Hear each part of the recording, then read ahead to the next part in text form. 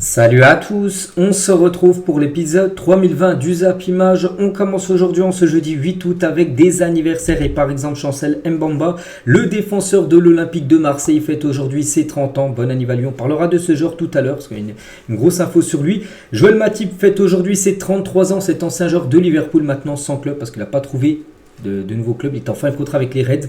Donc voici tous les anniversaires du jour. On continue, on va parler maintenant de ce qui s'est passé lors de la soirée hier et on va parler de la Ligue des Champions, le troisième tour préliminaire, une rencontre entre le Slavia Prague et le Royal Union Saint-Gilloise, une équipe belge. Donc pourquoi je parle de ce match? Parce que le vainqueur de cette double confrontation, parce que là c'était le match aller, il y aura le match retour cette fois-ci en Belgique, semaine prochaine affrontera l'équipe soit de Lille, soit du Fenerbahçe en barrage de Ligue des Champions et c'est le Slavia Prague qui a pris même une belle option avec une victoire 3 avec un plus 2 maintenant, on peut dire par rapport au Royal Union Saint-Gilloise. Donc si Lille se qualifie, ils affronteraient potentiellement cette équipe de Slavia Prague. Bon, il reste encore un match retour bien évidemment pour ce match-là et pour le match entre Lille et le Fenerbahçe. Et sinon les autres rencontres hier, on peut voir que le Slovan Bratislava s'est imposé 2-0 contre l'Apoel et cette équipe de Bodo Glimt s'est imposée 1-0 hier en Pologne. Donc il y avait aussi des tours préliminaires pour se qualifier pour la Conference League saison prochaine avec quelques résultats. On continue donc aujourd'hui, on est jeudi et aujourd'hui c'est la petite finale du tournoi olympique entre l'Égypte et le Maroc. Donc ça à 17h, c'est du côté du stade du FC Nantes, le stade de la Beaujoire. On parlera bien évidemment de cette rencontre. Donc on verra si Hakimi va réussir à accrocher une médaille de bronze lors de ce tournoi olympique. Et la grande finale entre la France et l'Espagne, c'est demain à 18h du côté du Parc des Princes. On continue, on va parler de quelques autres rencontres, cette fois-ci des matchs de pré-saison. Il y avait une belle affiche hier du côté du stade d'Arsenal. Arsenal contre le Bayer Leverkusen. Pas mal de buts, 5 buts dans la rencontre et c'est Arsenal qui s'est imposé 4-1. Zinchenko, Trossard, Gabriel Jesus et Kai Havertz ont été les 4 buteurs côté Gunners contre un but de Ozlek côté Leverkusen. Donc rien à dire, magnifique victoire des Gunners. 6 tirs cadrés, 4 buts marqués. Ça a été un match dominé bien évidemment par l'équipe d'Arsenal et grosse défaite pour le Bayer Leverkusen, mais pas saison dernière, saison invaincue en championnat, mais voilà, là c'était seulement un match de pré-saison, mais bon, on peut voir qu'ils ont pris quand même une sacrée gifle. Et à noter que dans ce match, les fans d'Arsenal ont donné une ovation à Granit Xhaka alors qu'il sortait de son premier match de retour à l'Emirates, parce que ce joueur maintenant qui joue à Leverkusen, donc il est sorti à la 79e minute de jeu, il a reçu une grosse ovation de la part des supporters d'Arsenal, parce qu'avant de jouer à Leverkusen, il jouait à Arsenal il y a encore 2 ans, donc ils n'ont pas oublié bien évidemment cet ancien joueur, les supporters des Gunners et quelques photos de Granit Xhaka avec ses anciens collègues comme par exemple Zinchenko ou par exemple son ancien coach Mikel Arteta. Et Mikel Arteta hier il a pu retrouver un de ses amis à l'époque, Xabi Alonso. Les deux ont été footballeurs, les deux se connaissaient depuis longtemps, Arteta et Xabi Alonso, et maintenant les deux sont de grands coachs, l'un coach Arsenal et l'autre coach du côté du Bayer Leverkusen. On continue, on va parler aussi du Paris Saint-Germain parce que le PSG jouait hier son premier match de cette pré-saison.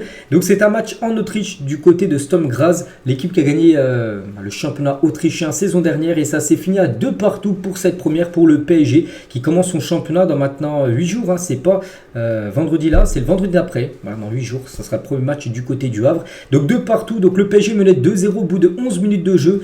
Mbaye et Carlos Soler ont été les deux buteurs notés. Carlos Soler avait le brassard de capitaine, lui qui pourrait quitter le PSG sur ce mercato. Et Camara et Kitejvili, moi je ne connais pas trop, c'était les deux buteurs, donc il y avait 2-2 au bout de 45 minutes de jeu, le score n'a pas bougé en seconde période, donc match nul pour la première du Paris Saint-Germain, donc concernant ce match, 2-0 pour le PSG, ils ont pris une petite remontada, un petit comeback, mais même si c'est victoire, match nul, défaite, peu importe, c'est un match de pré-saison, c'est un match peu important. Voici les statistiques de la partie. Le PSG, seulement 6 tirs dans le match, mais 5 tirs cadrés. Ils ont pas eu beaucoup de tirs, mais beaucoup de leurs tirs ont au moins été cadrés. Et 2 buts marqués par les Parisiens. Et le 11 de départ, parce qu'il manque encore beaucoup de monde. Maintenant, les joueurs sont revenus. Il avait un groupe très remanié. A noter que Safonov a gaulé. Donnarumma n'était pas présent pour ce match-là. Il y avait également un joueur cadre comme Gonzalo Ramos, Kolo Muani, Carlos Soler ou même Beraldo. Donc il y avait des jeunes joueurs comme Zague, El Anache ou par exemple Mbaye qui a été buteur, ce tout jeune joueur. Je ne sais même pas s'il a 18 ans ce joueur. Donc concernant ce ce 11 à noter, il y avait déjà la recrue João Neves qui a joué. Bon, il n'a pas commencé titulaire, mais on peut le voir dans les remplaçants. Il est rentré en seconde période, João Neves, avec son numéro 87, c'est son numéro de maillot pour cette nouvelle saison. Et ouais, il a fait une entrée très correcte. Le nouveau joueur du Paris Saint-Germain qui a été transféré là, il y a quelques jours. Et à noter dans ce match, Lucas Beraldo qui a commencé, on peut voir titulaire là, le défenseur central brésilien, mais il s'est blessé. On peut le voir même, il est parti au vestiaire, il est ressorti avec des béquilles. Je sais pas si c'est grave ou non, j'en sais rien, mais voilà, ça sent pas bon pour Beraldo. Et Beraldo, après, ne susciterait pas de grande inquiétude au sein du staff. Il pourrait être préservé en vue du second match parce que le PSG joue d'après-demain. Ça sera samedi contre Leipzig. Alors, ce sera également un match amical. Il devrait se tester aujourd'hui à l'entraînement pour voir. Parce qu'il était blessé hier pour voir si c'est bon ou non. Donc voilà, normalement il devrait être forfait pour le match après-demain. Il peut-être être titulaire, enfin si ça va pour le premier match du PSG en championnat, je vous ai dit, donc dans 8 jours contre l'équipe du Havre. On continue, il y avait également d'autres rencontres. L'Inter Milan qui joue contre l'équipe de Al Ittihad. Et Al Ittihad s'est imposé 2-0 et un doublé du nouveau joueur Moussa Diaby, l'ancien joueur d'Aston Villa qui a été transféré à peu près, ça fait déjà 2 semaines qu'il a rejoint cette équipe pour 60 millions d'euros. Il inscrit les 2 buts, Moussa Diaby, joueur français. Donc magnifique performance de sa part et belle victoire de Al Ittihad. Donc l'Inter, ils ont quand même fait 11 tirs, mais seulement 2 tirs cadrés, 9 tirs hors cadre pour l'Inter, qui a manqué d'efficacité devant le but parce qu'ils ont eu plus de tirs que Al Ittihad. Et Al Ittihad plus efficace, donc 8 tirs, 4 tirs cadrés et 2 buts inscrits pour cette équipe saoudienne. Et on peut voir les 2 compos, parce que peut-être on se dit, voilà, l'Inter, il manquait beaucoup de joueurs. Non, c'était quand même une belle équipe. Bon, il manquait peut-être Lautaro Martinez qui n'a pas joué, mais par exemple, voilà, Marcus Thuram, il a joué. Bon, ça a été plus moins bon parce que j'ai pas vu le match, mais regardez, si on regarde toutes les notes, Marcus Thuram qui a déjà un peu déçu avec l'équipe de France lors de l'Euro, il a obtenu une note en rouge, donc c'est la pire note du match, avec le gardien aussi de l'Inter, Yann Sommer, qui n'a pas été bon. Donc voilà, Thuram continue sur sa lancée de l'Euro, mais voilà, sinon c'était une belle équipe. Il y avait Barella, il y avait Salanaglou, il y avait Bastoni, donc c'était quasiment l'équipe type, et ils ont perdu contre Al Ittihad où il y avait quand même de grands joueurs comme Aouar, comme Benzema, comme Diaby. Voilà, cette magnifique équipe, ou même Fabinho qu'on peut rajouter dans ce 11. Et Moussa Diaby, pour l'instant ses débuts sont très prometteurs. Doublé contre l'Inter, il avait été également buteur contre Séville. Pour son premier match, il avait délivré une passe D contre Farense, qui est une équipe portugaise. Voilà, les 3 matchs qu'il a pu jouer de pré-saison, à chaque fois il était décisif. Le joueur Moussa Diaby. On continue avec d'autres rencontres. Tiens, le Racing Club de Lens jouait également un match hier, c'était contre Versailles, une victoire 3-1 du Racing Club de Lens. On peut voir les 3 buteurs. Kevin Danso, c'est un défenseur autrichien qui pourrait quitter Lens sur ce mercato, a été buteur, même Thomasson.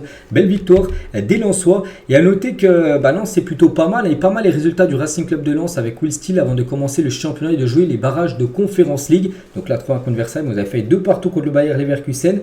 Ils ont perdu seulement une fois contre Utrecht. On peut voir que 2 fois contre Utrecht, en gros c'était 2 équipes. Il y avait tellement énormément de monde dans l'effectif de Lens qu'ils ont pu faire 2 compos différentes pour 2 matchs différents. Donc voilà, c'est quand même une grosse réussite. Après, c'est seulement des matchs de pré-saison. Le plus important reste les matchs officiels.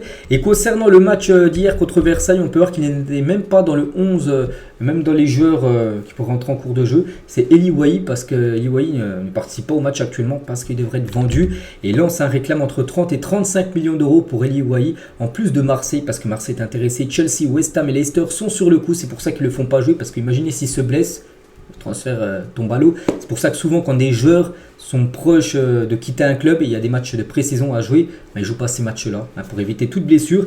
Donc voilà, Eli Wahi à Lens en réclame 30 millions d'euros. C'est quasiment le prix qu'il avait acheté à l'équipe de Montpellier lors de l'été 2023. On continue, tiens, on va parler de Nantes-Lorient, désolé. Un partout entre ces 2 équipes. L'attaquant égyptien Mostafa Mohamed a été buteur côté des Nantais contre un but de Soumano. Côté Lorientais, Montpellier contre l'équipe de Martigues, et Montpellier s'est imposé 2-1. Kazri et Adams ont été les 2 buteurs côté Montpellierin.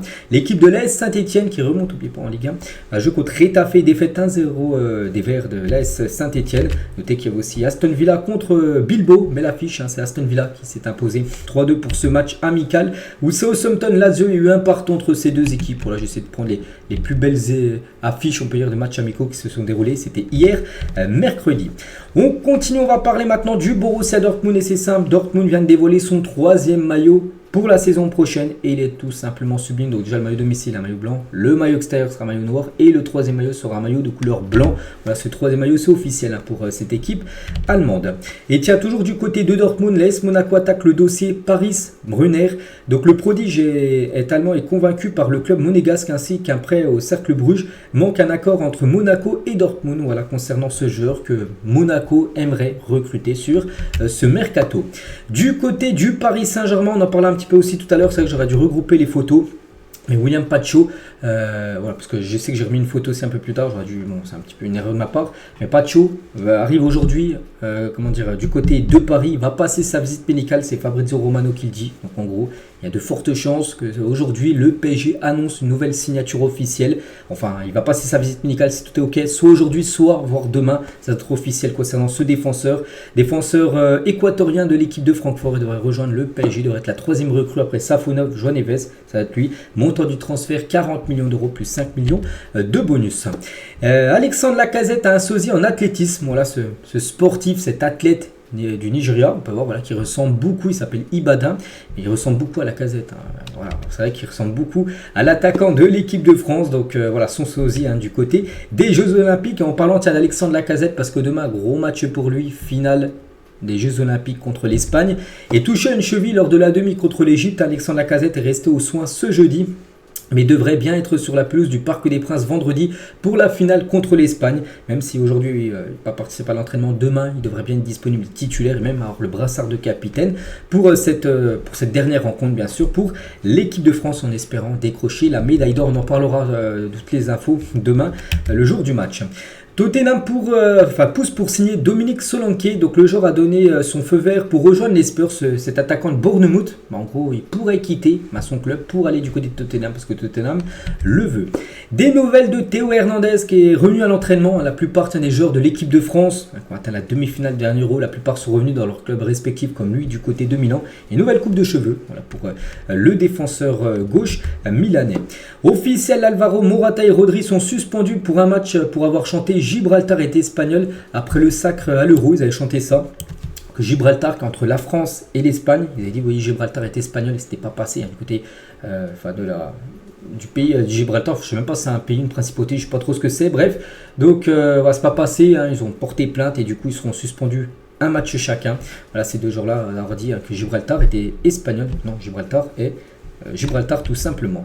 On va parler de ce joueur, les gars. Bon, je pense que personne ne le connaît. Il s'agit de Jeffrey Delange, je crois que ça se dit comme ça, va rejoindre l'Olympique de Marseille. C'est un gardien de but. Le club marseillais et Go Ahead Eagles, son club du côté du championnat néerlandais. On trouve un accord à hauteur de 2 millions d'euros plus bonus. Le gardien est attendu aujourd'hui dans la cité phocéenne pour signer son contrat.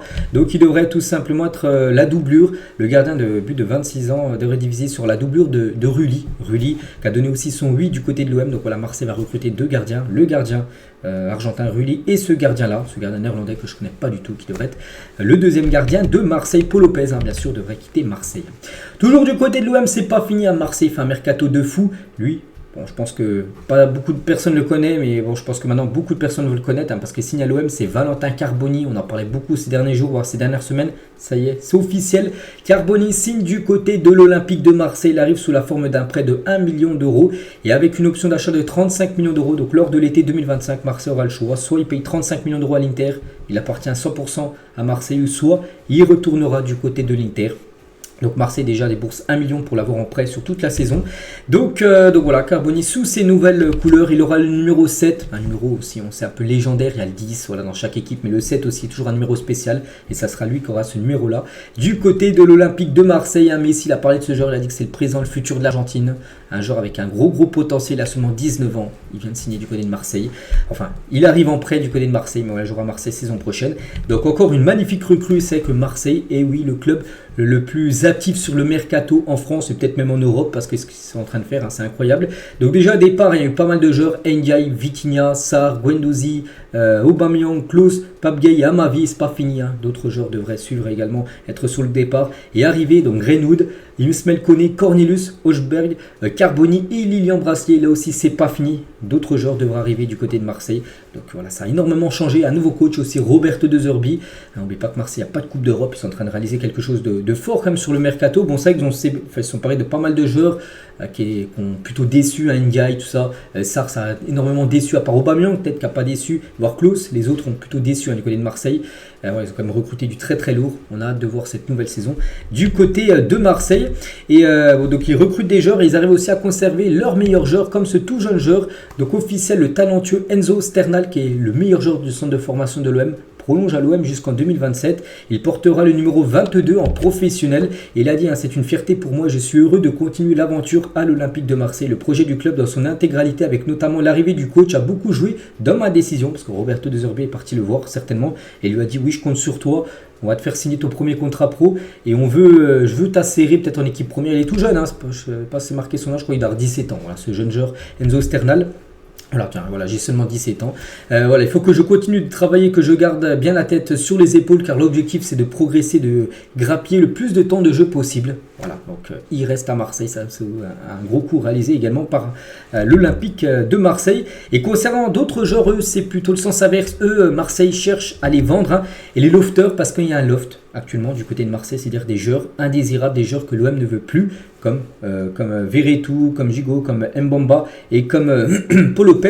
Et les lofters de l'OM sont totalement affectés par la situation, ne digèrent pas le traitement de l'OM à leur égard. Ils estiment qu'ils ne sont pas du bétail et qu'ils doivent respecter leur contrat. Pour rappel, ces joueurs, ou même Ulysse Garça, sont mis de côté à l'entraînement parce que Roberto De Zerbi ne compte pas sur ces joueurs. Il les a ouverts à changer de club en gros. Et là, bien sûr, ça passe pas, bien évidemment, pour certains joueurs.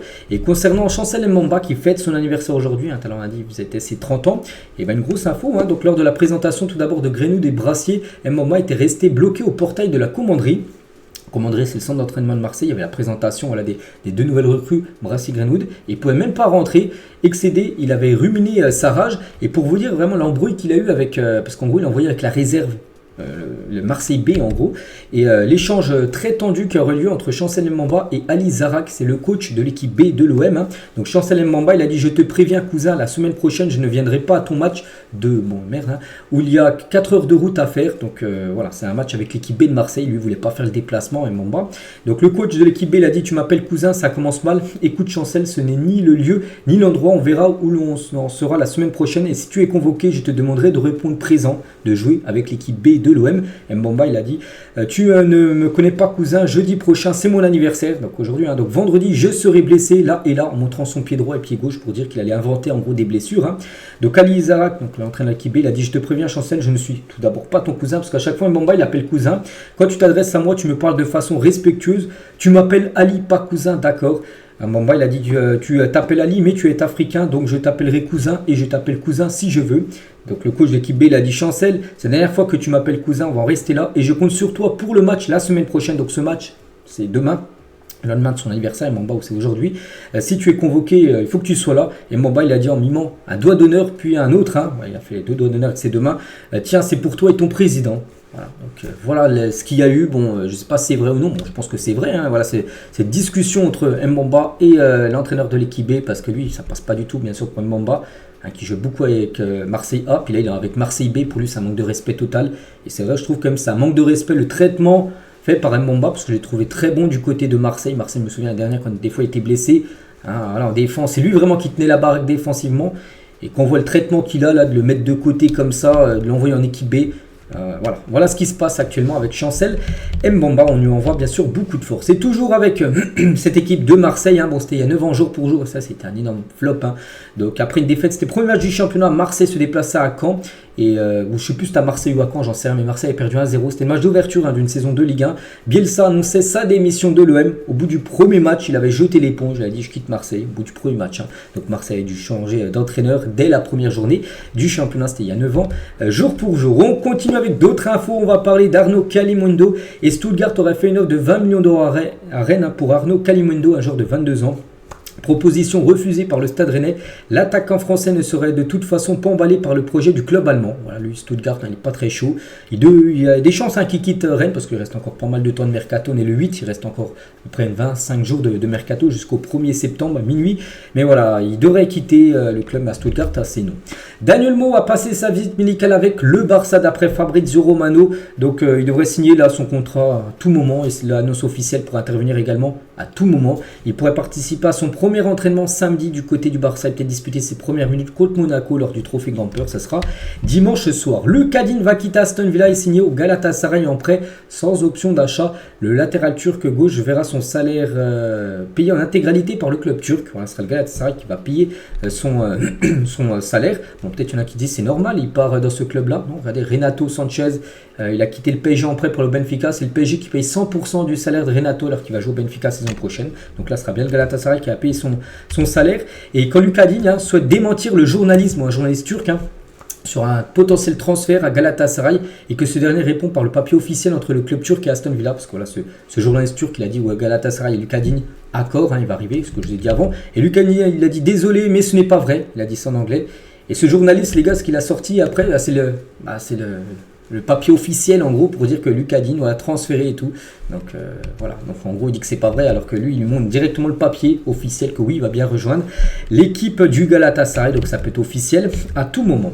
On continue avec une info officielle concernant l'ancien gardien de Saint-Etienne libéré de sa dernière année de contrat par l'AS Saint-Etienne. Etienne Green s'engage avec Burnley jusqu'en 2027. Voilà, il débarque du côté de la Première Ligue. Bonne chance à lui. Des nouvelles d'Ilex Moriba, ancien joueur du Barça même de Leipzig. Donc il est prêté avec option d'achat au Celta Vigo. Voilà ce joueur. À l'époque il voulait pas rester au Barça parce que il voulait un plus gros salaire et le Barça avait refusé. Il lui avait dit voilà, t'es tout jeune.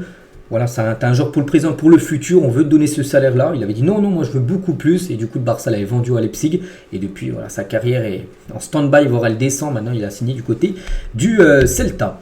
Ryan Messi, 17 ans, un joueur de Dijon national, serait proche de s'engager avec Strasbourg pour 1 million d'euros. Le jeune ailier s'était notamment fait remarquer avec l'équipe de France U17 il y a quelques mois lors des qualifications pour l'Euro. Intéressant à suivre. Surtout, on parle peut-être de ce joueur parce qu'il s'appelle Messi, parce que peut-être il s'appellerait un autre nom. Voilà, un transfert Dijon à Strasbourg, je ne sais pas si j'en aurais parlé, mais vu que ça s'appelle Messi, ça fait un petit peu parler.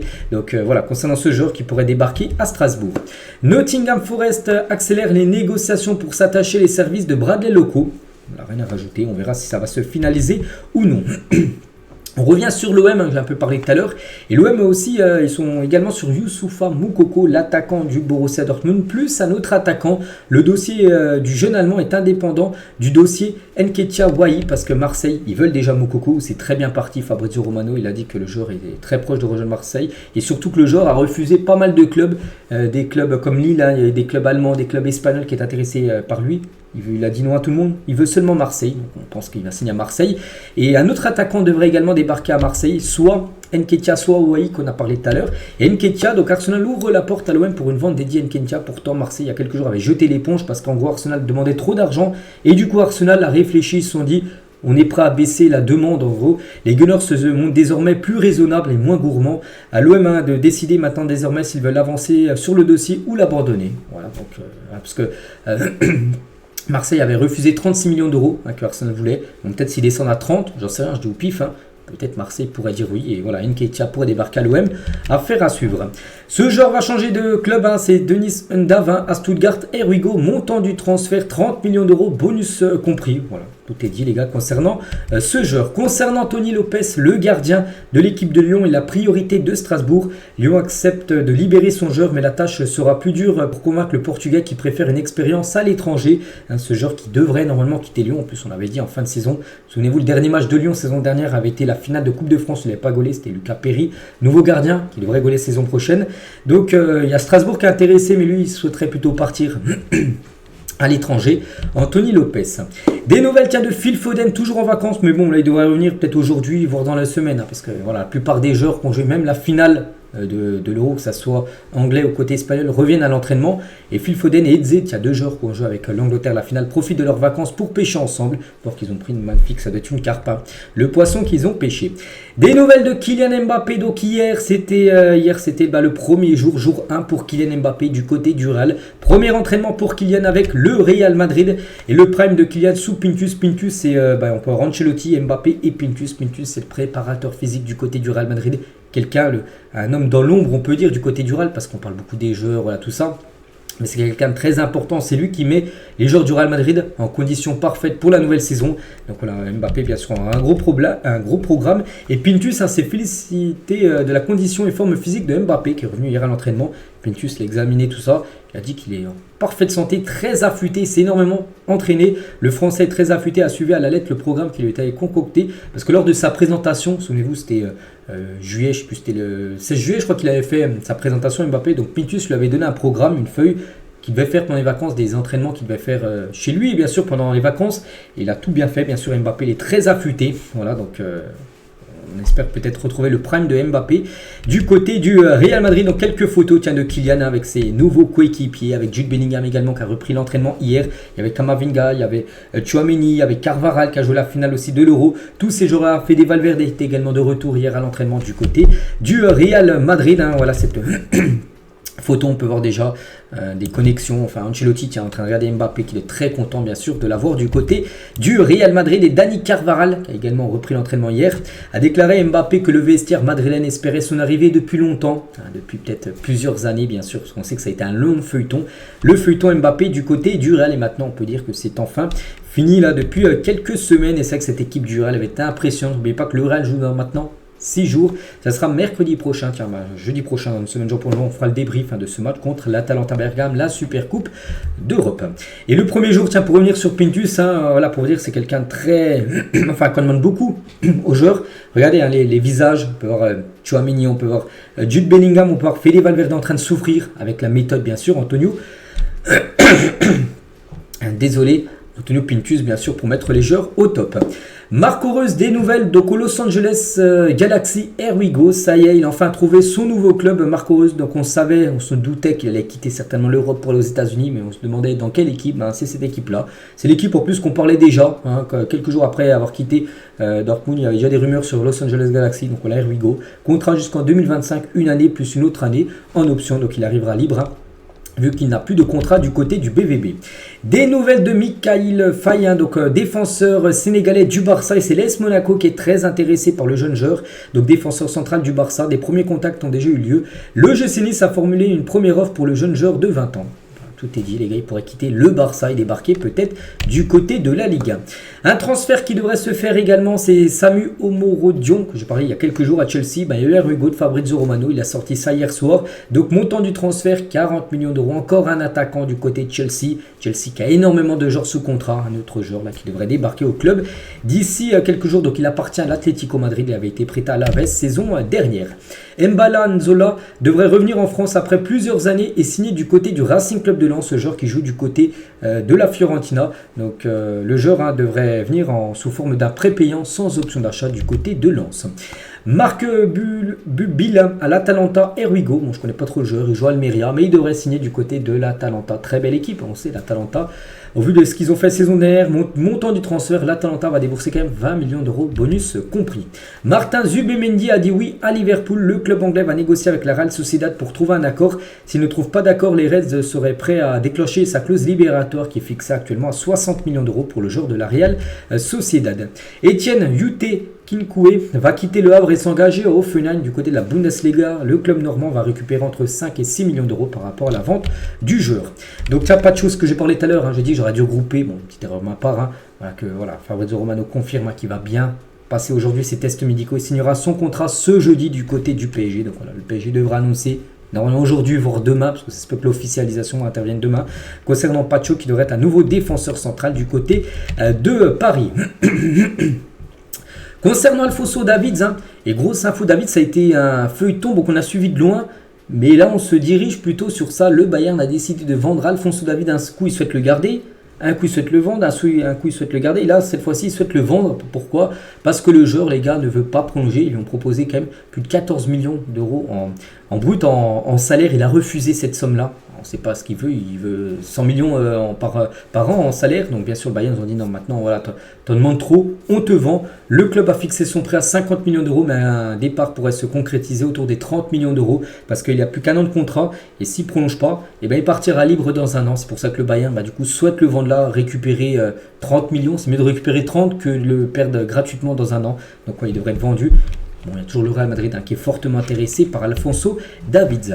Des nouvelles d'Enzo Fernandez, qui est le nouveau vice-capitaine de Chelsea. Voilà, c'est lui le capitaine numéro 2. Je ne sais plus qui est le capitaine numéro 1. Je n'ai pas en tête. Si vous voulez, n'hésitez pas à me mettre en commentaire. Mais voilà, c'est lui maintenant le deuxième capitaine du côté des Blues. Hendrik, mes 5 joueurs préférés: Cristiano Ronaldo, Bobby Charlton, Ferenc Puskas, Vini Junior et Jude Bellingham. Voilà, c'est 5 joueurs préférés pour Hendrik, le nouveau joueur du côté du Real Madrid. La célébration d'Irfan Cavetzi face au LOSC avant-hier. Ça a été le joueur qui a égalisé avec le Fenerbahçe avant que Zegrova redonne l'avantage à Lille. Donc en hommage à Youssouf Dikek, donc tireur olympique turc qui a reçu, je crois, la médaille d'argent. C'était lors d'une séance de tir lors des Jeux Olympiques. C'est pour ça qu'il a animé cette célébration. Montpellier sera intéressé par l'Ukrainien Dmitro Kiv. Je crois que ça se dit comme ça. Le milieu ukrainien est en fin de contrat dans 6 mois et a participé aux Jeux Olympiques avec l'Ukraine, et Montpellier sera intéressé pour se l'offrir. L'Atalanta a formulé une offre pour Matteo Retegui. Le club lombard cherche un renfort offensif suite à la blessure de Scamacca. Pour ceux qui ne savent pas, peut-être vous n'avez pas suivi l'épisode, je crois que c'était avant-hier, j'ai dit Scamacca s'est blessé lors d'un match amical de pré-saison avec l'Atalanta, blessé, rupture de ligament croisé. Donc c'est 8-9 mois. Énorme coup dur bien sûr pour l'Atalanta, donc il cherche un remplaçant, il pense à l'attaquant Retegui. Steven Bergwijn pourrait quitter l'Ajax cet été. Plusieurs clubs ont montré un intérêt, dont Leicester qui a récemment pris des renseignements. Voilà, d'après Fabrizio Romano, ce joueur pourrait filer du côté de Leicester, un promu en Première Ligue saison prochaine. Smail Boadella, recruté par DAZN pour commenter la Ligue 1, donc lui qui était à Prime Video, pourrait débarquer sur cette chaîne DAZN qui va diffuser 8 des 9 rencontres de Ligue 1 pour la saison prochaine, chaque journée. Bradley Barcola est visiblement un grand fan de Jujutsu Kaisen, donc c'est un personnage, je crois, de Naruto. Bon, je ne vous cache pas, je sais qu'il y en a beaucoup qui sont Naruto.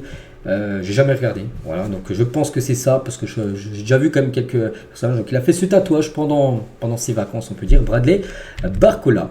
Officiel, le Racing Club de Lens soutient Dunkerque sur la programmation du multiplex de Ligue 2 le vendredi, parce que le foot c'est le week-end, c'est vrai, parce que du côté de la Ligue 2 ça passe pas du tout, parce que la saison dernière, même depuis 2-3 ans, la Ligue 2 multiplex c'était souvent le samedi à 19h, ça commençait, c'était parfait, et là maintenant ça a été décalé, maintenant ça sera le vendredi soir, je sais pas, peut-être à 21h, je sais pas, mais c'est le vendredi. Et voilà, ça passe pas parce que le vendredi, il y a encore beaucoup qui bossent. Et le foot, ça doit être le week-end, le samedi, le dimanche, peu importe, mais pas le vendredi. Et toujours, tiens, avec Lens, et le stade Bollard sera modélisé sur FC25. Donc il y aura le vrai stade, voilà, de Lens en gros, qui sera dans le prochain FIFA. Donc d'autres stades, donc le Parc des Princes, le stade Vélodrome, le Groupama Stadium et le stade Pierre-Mauroy seront également modélisés, ainsi que le stade Bollard. Et on finit, c'est la dernière photo du jour les gars, avec ce meilleur 11 africain de l'histoire selon score 90. Qu'est-ce que vous en pensez pour vous? Moi, il faut bien sûr mettre 11 joueurs, il y en a plein d'autres joueurs. Un Drogba aurait pu être dedans, bien évidemment. Riyad Mahrez aurait pu également être dedans. Mais on peut voir des joueurs comme Mané, on peut voir des joueurs comme Yaya Touré, Essien, Hakimi, ou même, je sais pas, tiens, Yassine Bouno, le gardien marocain. Pour vous, est-ce qu'elle est correcte ou non cette équipe? Est-ce que vous aurez mis un autre joueur à la place d'un autre? N'hésitez pas à mettre tout ça en commentaire. Donc voilà les gars ce qu'il y a à dire aujourd'hui. J'espère que ça vous a plu. Donc on se retrouve nous demain vendredi pour le prochain numéro. Je vous souhaite une très bonne journée et à demain.